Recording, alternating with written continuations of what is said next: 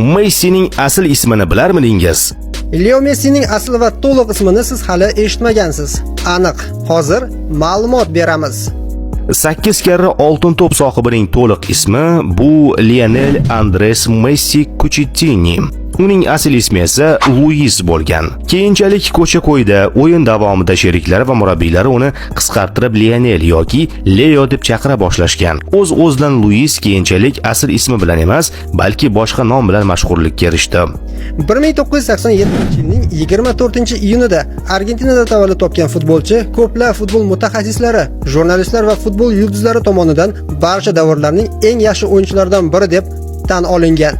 U jahon chempionatida ishtirok etgan eng yosh argentinalik futbolchidir.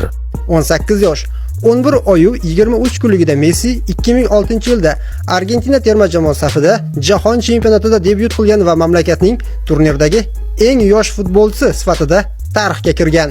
Messi haqida faktlar juda ko'p. Uning Ronaldo bilan raqobati esa alohida mavzuga aylanib ulgurgan. Dunyoni ikkiga bo'lib yuborgan futbolchilar haqida har qancha faktlarni topish, yetkazish va muhokama qilish mumkin.